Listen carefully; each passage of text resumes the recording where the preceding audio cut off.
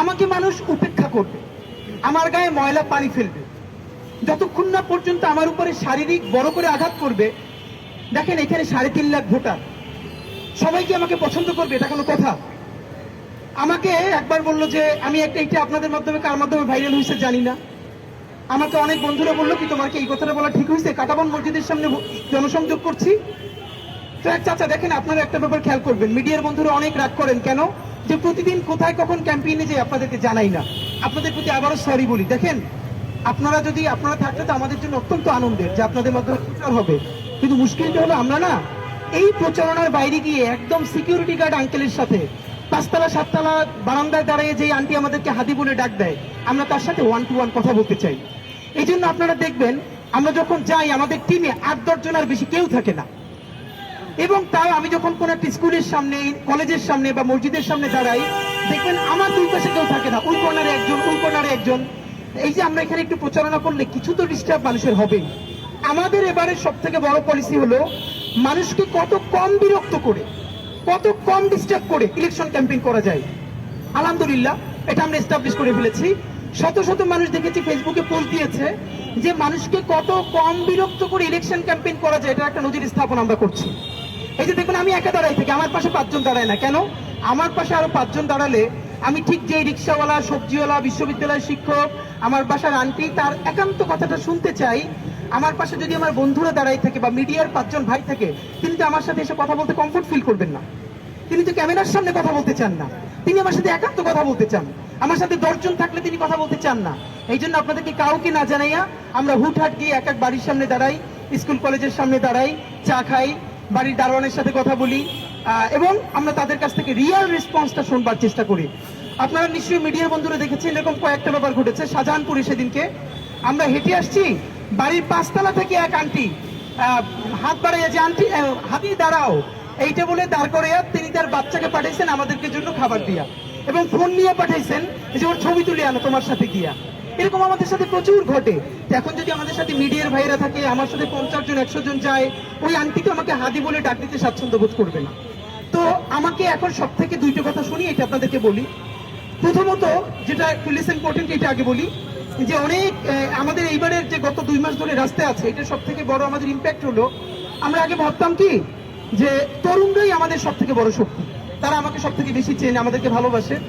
বিশ্বাস করেন আমরা অবাক হয়েছি, আমরা যখন রাস্তায় নামলাম 55, 60, 65 বছরের আঙ্কেলরা, তারা এইভাবে আমাদেরকে কানেক্ট করবেন, এসে জড়ায় ধরবেন, মাথায় হাত রেখে দোয়া করবেন, আসার পথে আমাদের জন্য রিক্সা ভাড়া দিয়ে দিবেন, খাবার কিনে দিবেন, এইটা আমরা চিন্তাও করি নাই। এবং এইটা তারা ফিডব্যাকটা বলে যে তোমার কোনো টকশো মিস করি না, তোমার কোনো বক্তব্য মিস করি না। এই ব্যাপারটা খেয়াল করলাম। এর মানে হলো এই যে একটা বিরাট জনগোষ্ঠী, এইটা আমাদের আগে ওরকম করে আমরা জানতাম না যে তরুণদের বাইরে ওইরকম মুরব্বীরা আমাদেরকে এত বেশি ভালোবাসেন। আমাদেরকে সব থেকে বেশি ভালোবাসেন বাসায় বসে আন্টিরা এবং আমাদের বোনেরা। মানে আমরা অবাক করবার মতো যে তার নিজের বাচ্চারে কোনোদিন একা ছাড়ে না, কিন্তু সে খাবার পাঠিয়ে, খাবার রান্না করে আমাদের জন্য যখন পাঠায়, এটা আমাদেরকে কি পরিমাণ আপ্লুত করে। আমি আমার বাসার আপুরা, আমার আন্টিরা সবার কাছে বলি, বিশ্বাস করেন আপনাদের সাথে হয়তো অত দেখা করার সুযোগ হয় না, কিন্তু আমরাও ফিল করি আমার মা, আমার বোন আমাকে নিয়ে, আমার টিমকে নিয়ে যেরকম বাসায় বসে চিন্তা করে, দোয়া করে। আপনারাও আপনার সন্তানের সাথে দোয়া করার সময় আমাদের দোয়াও করেন, এটা আমরা টের পাই। আপনারা আমাদের সালাম জানবেন। তো একটা ব্যাপার হলো যে আমরা এই যে আমাদেরকে সবাই বলে তোমাকে টিভিতে দেখেছি, টক শোতে দেখেছি, এই কথাটা এবার ভাঙতে চাই। প্রায় 3.5 লক্ষ ভোটার আমাদের ঢাকা 8-এ। 3 মাস ধরে ফজর থেকে শুরু করে রাত 10টা পর্যন্ত বিভিন্ন অলিতে গলিতে যাচ্ছি। আপনারা জানেন সেদিনকেও বলেছি যে সেদিনকে ইস্টার্ন প্লাসে হাঁটছিলাম, মানে একটা দোকানেও আমরা অন্য কাউকে পাঠাই না, নিজেরা যাওয়ার চেষ্টা করি। তো হাঁটতে হাঁটতে পা ফুলে গেছে, পরে জুতো খুলে জাবেরের হাতে জুতো নিচ্ছে, তারপরও হাঁটছিলাম। মানে আমাদের এখন একটাই কথা যে আল্লাহ যদি বাঁচাই রাখে, মানে হয়তো কাজ করতে করতে মরে যাব, আল্লাহ যদ্দুর হাত রাখছে, আর বাঁচাই রাখলে আমরা চেষ্টা করব নির্বাচনের আগের দিন পর্যন্ত 3.5 লক্ষ ভোটারের সর্বোচ্চ সংখ্যকের কাছে ফিজিক্যালি গিয়ে একবার না কয়েকবার দেখা করতে। আর যেন নির্বাচনের দিন শুনতে না হয় যে তোমার টিভিতে দেখছি, এইবার সরাসরি দেখলাম। এই যে গত 2 মাস ধরে যারা সরাসরি দেখছে, তারা তো আর বলবে না তোমার টিভিতে দেখছি। আমরা চাই টিভির পর্দা থেকে এবং আমরা তাদের সামনে চোখের পর্দায় আসতে চাই।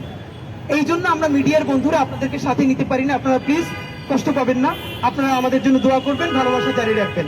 সব থেকে কষ্টের কথা বলি, কষ্টের কথাটা হচ্ছে 1,00,000 বারের চেয়ে যেই কথাটা এখন পর্যন্ত আমি আমার টিম বেশি শুনে মুরব্বীদের কাছ থেকে, আঙ্কেল আন্টিদের কাছ থেকে, জুলাইয়ের শহীদ পরিবারের কাছ থেকে, যে ভাই আপনি কিন্তু এইরকম থাইকেন, জীবনে চেঞ্জ হয়েন না। মুরব্বীরা মাথায় হাত রেখে বলে, হাতে তুমি একটু বদলাবে না, তুমি এইরকম থাইকো। আপনারা হয়তো অনেকে মনে করতে পারেন যেটা আমাদের জন্য ভীষণ আনন্দের, কিন্তু আপনি কি চিন্তা করে দেখছেন যে এইটা খুব বেশি আনন্দের না। ঐতিহাসিক একটা জুলাই গণ অভ্যুত্থান হলো, গত 100 বছরে জুলাইয়ের মতো একটা ঐতিহাসিক গণ অভ্যুত্থান আমাদের এই জমিনে হয় নাই। আমাদের প্রত্যাশা ছিল এই ঐতিহাসিক গণ অভ্যুত্থানটা যে তরুণদের হাত ধরে হয়েছে, কমপক্ষে 100 তরুণ এদেশে এরকম জায়গায় দাঁড়িয়ে যাবে, বাংলাদেশের 20 কোটি মানুষ চক্ষু বন্ধ করে যেন বলতে পারে যে দেশ উল্টে যেতে পারে, কিয়ামত হয়ে যেতে পারে। এই 100টা ছেলে মেয়ে জীবনও কোনোদিন দেশপ্রেমের প্রশ্নে, স্বাধীনতা সার্বভৌমত্বের প্রশ্নে, ইনসাফ এবং সততার প্রশ্নে কারো সাথে আপোষ করবে না। ওদের জান যাবে, কোনোদিন জুলাই বিক্রি করবে না। ওরা ওদের শত্রুর সাথেও কোনোদিন জুলুম করবে না।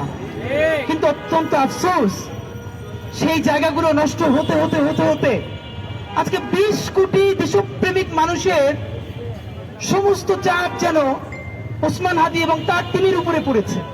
আজকে ভাবেন, আজকে যদি আমি 100 ওসমান হাদি থাকতো, তাহলে আমরা 100 জনে 100 ইস্যু নিয়ে কথা বললে জাতির উপর যে ইম্প্যাক্ট তৈরি হতো। ভাই আমি এবং আমাদের টিম, এত ছোট দেশে এত বড় বেশি জনগণ, কতদিন প্রতিদিন ইস্যু তৈরি হয়, মানুষ কষ্ট পায়। প্রবাসীদের নিয়ে কোনোদিন কথা বলতে পারি না, তারা এত কষ্টে আছে।